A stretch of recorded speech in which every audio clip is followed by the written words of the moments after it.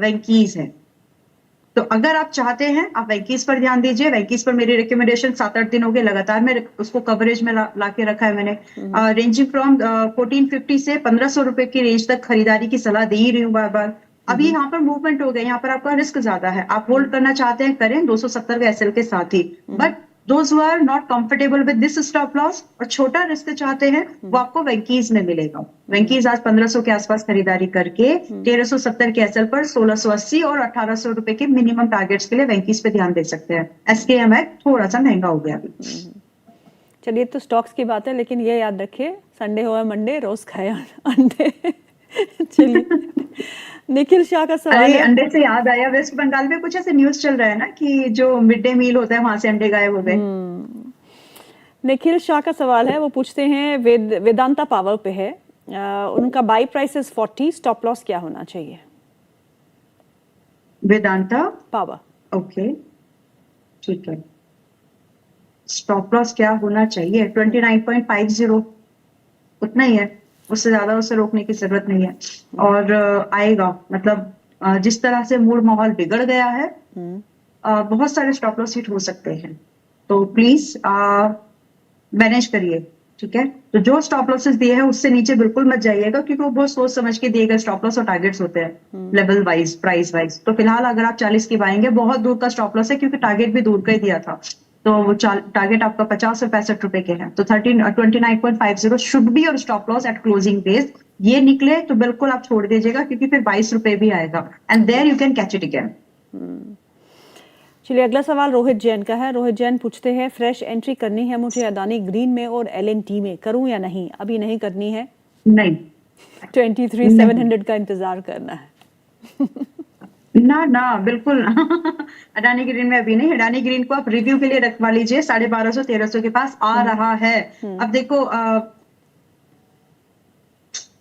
कैसे समझाऊं अडानी ग्रीन, गीतू जी, मैं लिटरली जब इसका नाम भी नहीं आ रहा था तब मैंने स्पेशल हाईलाइट करके स्टॉक को दिलवाया। HFCL भी कि आप इसको देख लीजिए, IFCI को देख लीजिए, या तो यहाँ पर ट्रेलिंग कर लिए या फिर यही नहीं कर लिए, वरना स्टॉक टूटेंगे। 20-20 15% वहां से टूट चुके हैं। अडानी ग्रीन 1500 पर निकलने के ट्रेलिंग लगाने के लिए बोल दिया था। अगर रिस्क ले रहे हो तो 1470 बस, इसके नीचे नहीं। वहां से और टूटा है और टूटेगा। तो जो पसंद है आपके कानों को आप वही सुनेंगे, तो फिर कैसे आपकी बात बनेगी। फिलहाल अडानी ग्रीन में एंट्री नहीं है, 1250 के आसपास अभी ये और आएगा।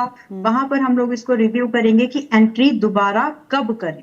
तो फिलहाल नो एंट्री, मैं तो सेलिंग का व्यू लेकर के चल रही हूँ यहाँ पर। एलएनटी सेम, एलएनटी थोड़ा डिफर है। एलएनटी पर अगर आप बात करेंगे तो ये इन्वेस्टमेंट के लिए आप यहाँ पर धीरे धीरे खरीदना शुरू कर सकते हैं। एंड प्लीज जितने भी आपके पास में नहीं वो बास्केट अलग हो जाएगा, जितने भी आपके पास में फंड्स एलोकेट करने के लिए एक पर्टिकुलर स्टॉक में होते हैं, ओके, आप उसको कोशिश करिए आज उसका 40% तक आप यहाँ पर इंट्रोड्यूस कर सकते हैं।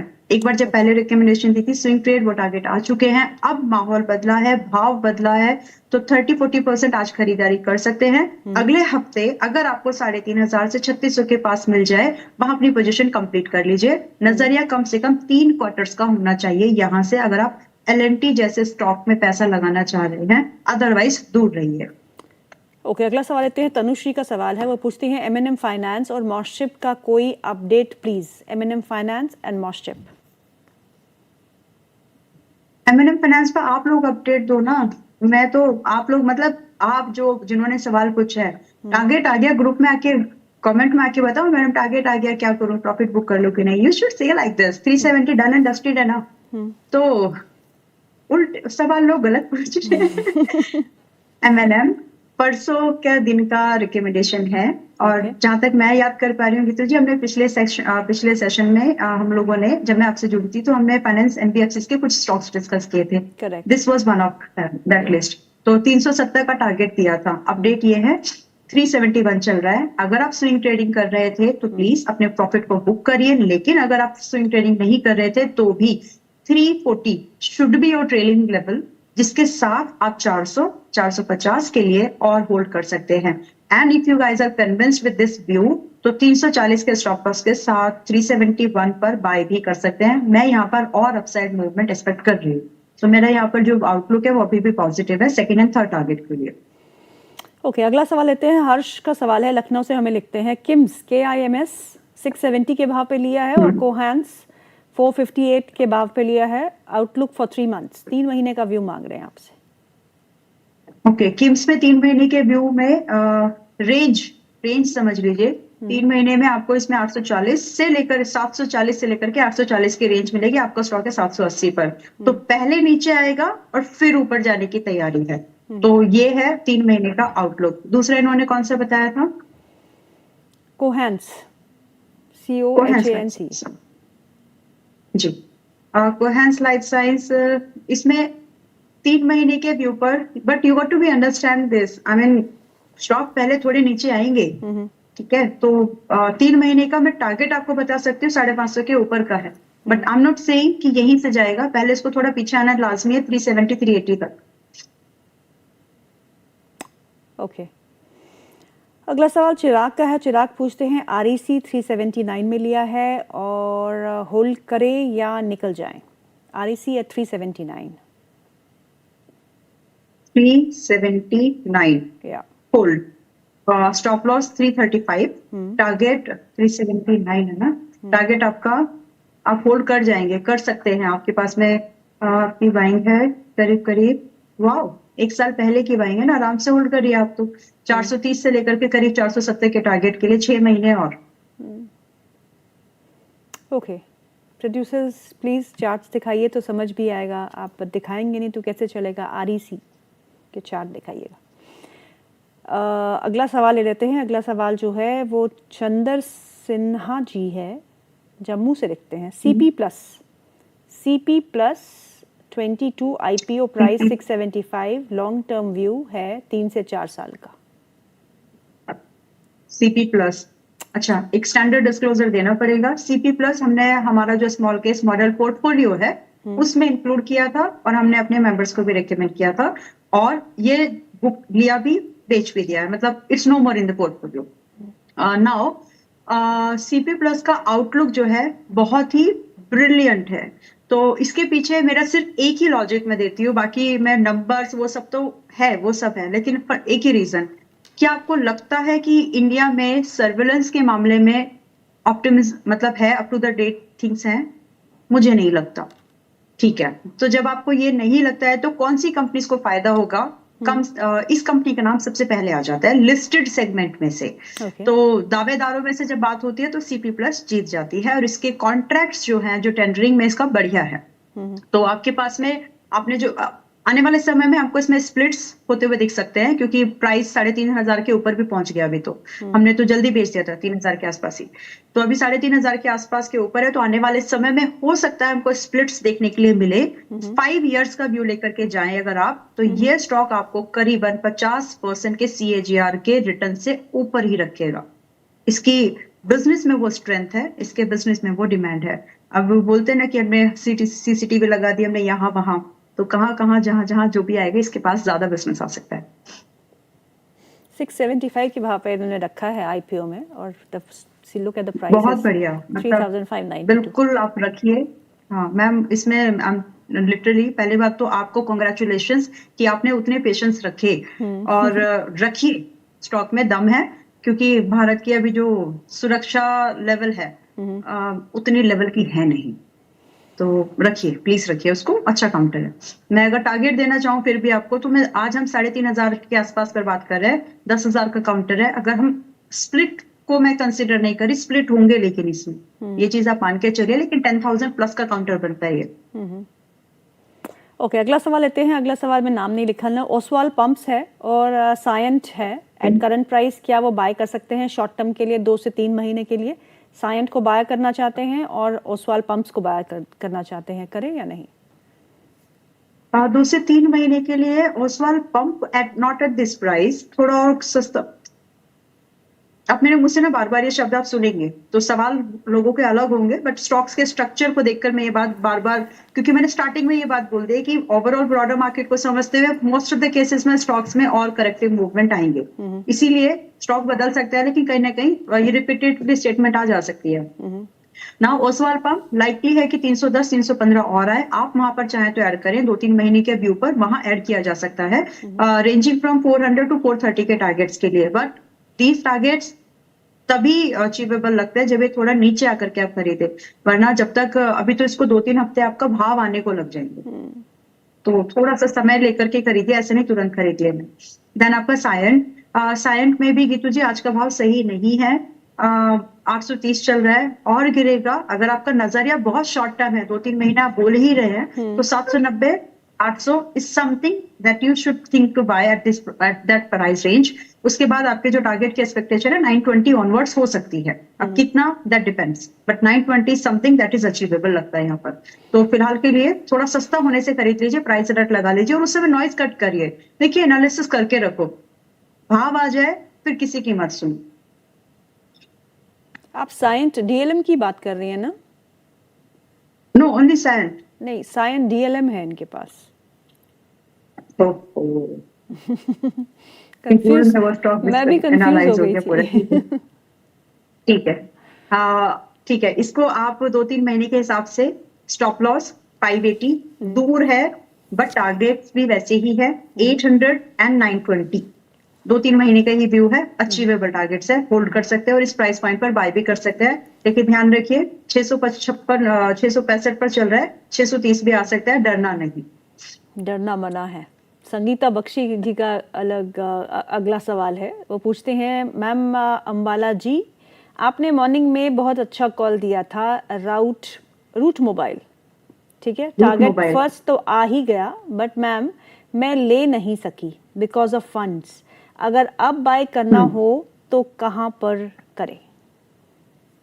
ओके, देखिए अगर आप अब भी बाय करना चाहते हैं तो 650 का टारगेट आ गया, 600 के भाव पर बाय दिया था सुबह। स्टैंडर्ड डिस्क्लोजर 440 और 50 से हमारे पास, नॉट मी, मतलब हमारे मेंबर्स के पास में हमने ऑलरेडी रिकमेंड किया है, तो एक वैल्यू इन्वेस्टमेंट का मौका मिला था, वो जो न्यूज चल रहे थे उस समय पर, तो उस समय फिर देखा कि कहां पर फायदा हो सकता है, ऑल दैट।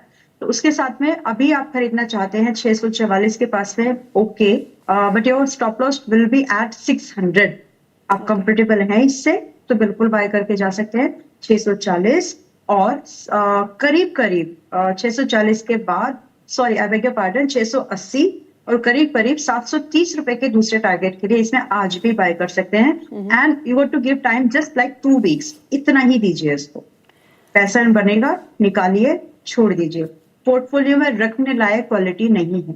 अगर आपको यही पैसा अगर आपको बाद में कहीं पर दोबारा डालना है, तो बाय चांस अगर आपको एमएनएफ उस समय जब हम ये बात करें और आपको एमएनएफ 350 के आसपास दिख जाए, तो एमएनएफ फाइनेंस में आप वो पैसा डाल सकते हैं। आराधना गौतम का सवाल है, वो पूछती है, transformer rectifiers India, ma'am stop loss आ गया है, निकल जाएं क्या? हाँ, आपकी सुबह की कॉल्स को यहाँ फॉलो अप मिल रहा है, राइट? नहीं, ये पुराना स्विंग ट्रेड है। अच्छा। और मैंने शुरुआत में मैं कुछ कमेंट्री करती हूँ, आप लोग अगर ध्यान से सुनेंगे और समझेंगे तो मतलब जो कुछ एनालिसिस उसी को बोलते हैं ना कि क्या हो सकता है उसके बारे में बात करो। तो हमने सुबह ही ये बात की है कि आज बहुत सारे स्टॉक्स में आज कल अगले हफ्ते में आपको बुरे एग्जिट्स मिल सकते हैं, तो बेटर है स्टॉप लॉस के साथ कॉम्प्रोमाइज नहीं करना। 2 बार मैंने हिंदी और इंग्लिश में ये बात इसीलिए बोली थी, ये 2 भाषा आती है मुझे। तो टेरल अभी 298 के पास में है, टेरल में रिकमेंडेशन 340 की थी, पहला टारगेट 400 का है, रिकमेंडेशन 10 जुलाई को आई थी, तो आज हालांकि क्लोज किया नहीं है लेकिन कर देगा, so take an exit. Okay, take an exit.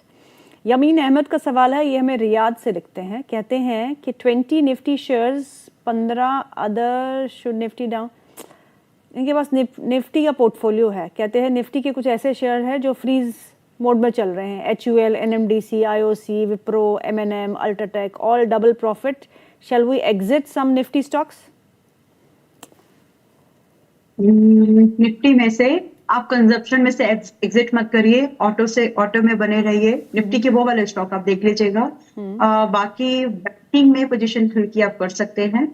और M&M फाइनेंस, आपने शायद नाम लिया, M&M का नाम लिया इन्होंने, उसमें आप बने रह सकते हैं। तो ये जो 2-3 नाम मुझे, एक तो इंडस्ट्री समझ में आई है कि आप ऑटो एंड कंजप्शन मिक्स्ड में बने रह सकते हैं, एंड बाकी आप जो M&M का नाम लिया उसमें बने रह सकते हैं, जहाँ प्रॉफिट, आई मीन इनमें आप बने रहो, यहाँ पे प्रॉफिट और एक्सटेंड होने की चांसेस है। निकलना कहाँ चाहिए?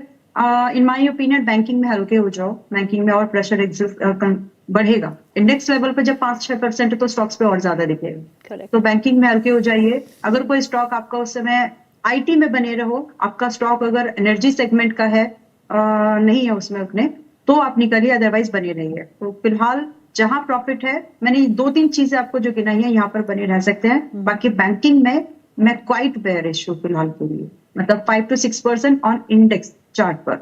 तो अच्छा खासा गिरावट मैं एक्सपेक्ट कर रही हूँ।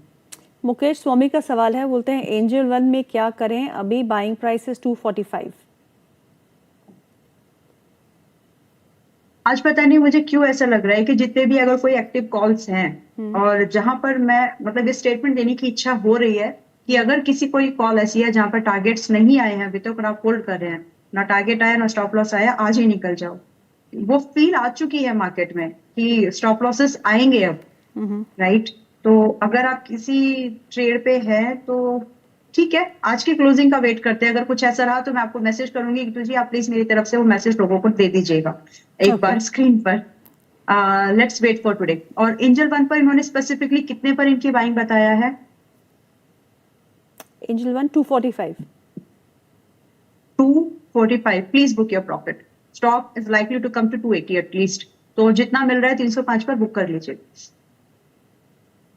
चलिए, अब तो बहुत लाइन लगी हुई है सवालों की, अब मैं कहाँ से, और टाइम भी हो चुका है। छो विजय लक्ष्मी, अब आप अपने स्टॉक बताइए, कोई स्टॉक लेने वाला है या फिर आप मार्केट में संभलने, उनके लेवल्स आने का इंतजार करेंगी बाइंग के लिए? नहीं, कुछ स्टॉक्स ऐसे हैं कि तुझे जो अपनी चाल, अपने रीजन, अपने फंडामेंटल्स, अपने कम वैल्यूएशन होने की वजह से चल पड़ेंगे। तो मेरी इस लिस्ट में एक बहुत ही स्टॉक मैं इंक्लूड, ठीक है, मुझे लगता है वेंकीज, जो मैंने नाम लिया है, वेंकीज अच्छा चल सकता है। M&M फाइनेंस अच्छे चल सकते हैं आगे भी। तो ये 2 काउंटर ऐसे हैं जहां पर अच्छा मूवमेंट आगे भी कंटिन्यू होने की बहुत पॉसिबिलिटीज है। And one more is Manappuram. Manappuram हम पहले भी डिस्कस कर चुके हैं। मन्नापुरम में भी मुझे इसके लेवल्स मैंने अभी मोस्ट रिसेंट आपके साथ शेयर नहीं किए हैं। तो मन्नापुरम इज ट्रेडिंग एज 352। यहाँ पर हम लोग चाहे तो एक बार बाइंग का व्यू लेकर जा सकते हैं with stop loss at 320। Target की एक्सपेक्टेशन 375 to 400 की हम रख सकते हैं। और यहाँ पर आप 2 से 3 महीने का व्यू मन्नापुरम में लेकर के जाएं। बाकी रूट पर बात की, रूट में हमने बाइंग आज वापस से लेके, मतलब किसी का सवाल आया तो बाइंग की सलाह दी है, वेंकीज में बाइंग की सलाह दी है दोबारा से। अगर आप, मतलब आपके प्लेटफॉर्म पर ये पहली बार है। M&M फाइनेंस पर होल्ड की एंड दोबारा बाइंग की सलाह भी दी है। तो ये 4-5 ऐसे काउंटर्स है जहां पर मुझे लगता है कि मार्केट अगर गिर भी जाएगी तो या तो ये स्टॉक साइडवेज होंगे या फिर अपनी चाल में ऊपर चलते रहेंगे। बिल्कुल, मन्नापुरम जो है अपने ऑल टाइम हाई पे इस समय कामकाज कर रहा है। जो स्टॉक्स ऑल टाइम हाई पे है वो TVS motor, Manappuram, Chennai petro. Chennai petro में भी काफी अच्छा मूव देखने को मिला, तो ये पसंद नहीं है आपको? चेन्नई पेट्रोल भी तो जी बहुत ऊपर आ चुका है, पसंद है। 1800 रुपए तक के टारगेट एक्सटेंड करके होल्ड करने की सलाह दी है। और इसकी जगह पर अब, क्योंकि रिस्क रिवॉर्ड मैटर करता है, तो इसकी जगह पर आप MRPL पकड़ लीजिए, क्योंकि पैसा बनने से मतलब है। चेन्नई पेट्रोल से बने कि MRPL से कि गांधार से कोई फर्क नहीं पड़ता, अनटिल अनलेस आप अपनी खुद की फैक्ट्री सेटअप नहीं कर रहे हो। तो MRPL इज 176, अभी चल रहा है लगभग 176 के पास में। आप ये मान के चले कि 2-3 दिन के अंदर में आपको ये 170, 185 इसी रेंज में दिख रहा है। आज खरीदो तो भी चलेगा, कल खरीदो तो भी चलेगा। अब यहाँ से इस रेंज में बाइंग कर सकते हैं। स्टॉप लॉस मेंटेन करिएगा 150 का, क्लोजिंग बेस निकलिए, क्लोज नहीं हुआ तो नहीं निकलिएगा। और 150 का स्टॉप लॉस और 205 से लेकर के 230 रुपए के टारगेट के लिए MRPL is much better at the current price as compare to Chennai petrol. लेकिन दोनों काउंटर मजबूती से और आगे बढ़ेंगे ये लगता है। तो चेन्नई पेट्रोल जिनके पास में है, प्लीज होल्ड फॉर 1500 और 1800 टारगेट। चलिए अंबाला जी, बहुत बहुत शुक्रिया आज हमारे प्रोग्राम में शामिल होने के लिए। Thank you so much for your time disclosure.